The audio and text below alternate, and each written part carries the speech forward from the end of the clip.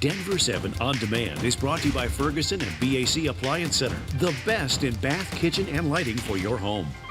Good morning, I'm Brian Sanders. And I'm Molly Hendrickson with an update from Denver 7. We do have a sad update to yesterday's suicide bombings at hotels and churches in Sri Lanka. A Denver man who traveled to the country for business has been confirmed dead from those attacks.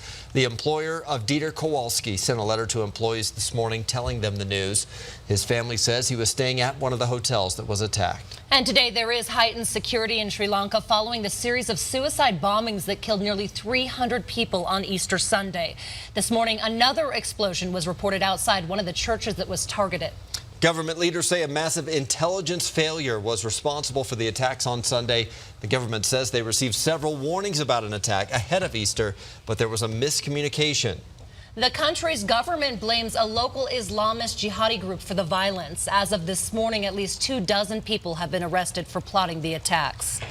Today, Weld County commissioners are pledging to take a stand against new oil and gas regulations signed into law last week. The state says this will prioritize public health and safety, but Weld County officials worry that impacts the regulations will have on families who work in the industry. Denver 7's Nicole Brady is starting a 360 conversation on the debate.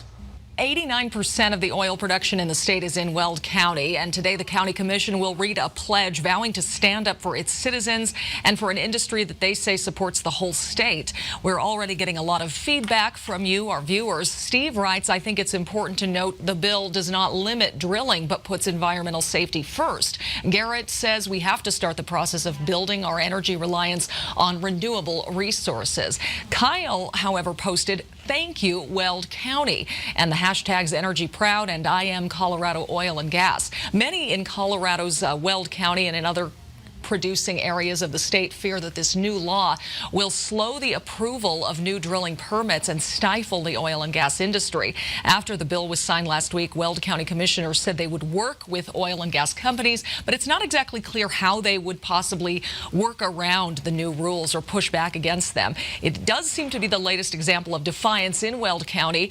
Earlier this month, the county declared itself a Second Amendment sanctuary after the governor signed the red flag bill, which allows firearms to be seized from people in certain situations when they're deemed to be a threat.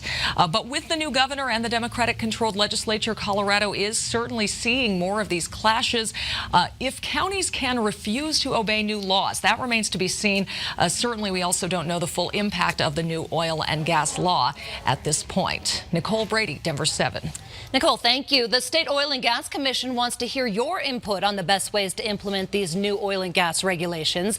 If you have any ideas you want the state to hear, you have until next Monday at 5 p.m. to submit comments on the State Oil and Gas Conservation Commission website.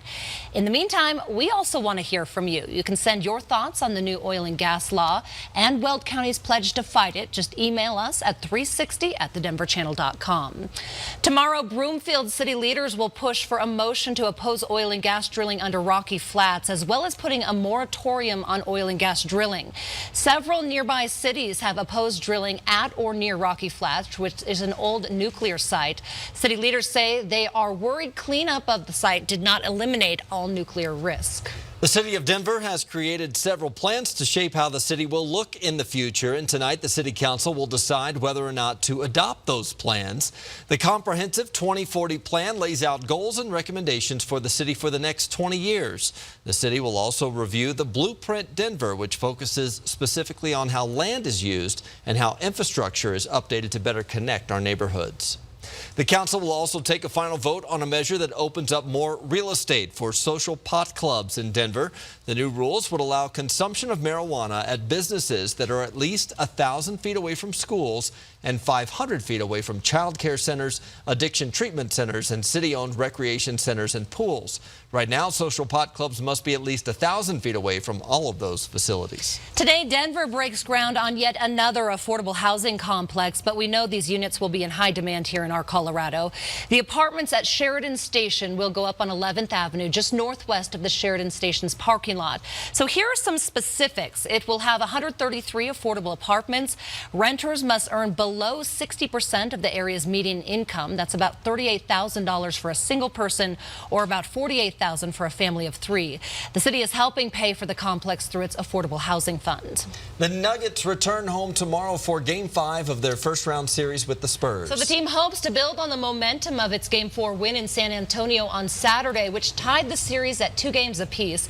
It was the Nuggets' first win in San Antonio since the 2012 season. Tip-off for Game 5 is tomorrow at 7:30. Meanwhile, the Avs will have to wait a little longer to find out who they play in the second round of the Stanley Cup playoffs. The San Jose Sharks beat the Vegas Golden Knights in double overtime yesterday to force a Game 7 in that series. So the winner there will host the Avalanche in the first 2 games of the second round. Now for a check of your Monday forecast, here's Lisa. And it is a first alert action day. We do have mostly cloudy skies right now. A few light showers possible this morning, and then we'll be under some cloud cover this afternoon. So it's going to be a cool and somewhat soggy start to our week. We'll be at about 48 in Congress Park by 4 o'clock, Centennial a high of 47, and close to 50 in Littleton and Lakewood. And again, most of the rain that we're seeing already falling this morning. It'll just be cloudy this afternoon. For the Rockies game tonight, first pitch is at 6:40. We're expecting upper 40s by that point under a mostly cloudy sky, and then in the low 40s by the end of the game. So it's going to be chilly,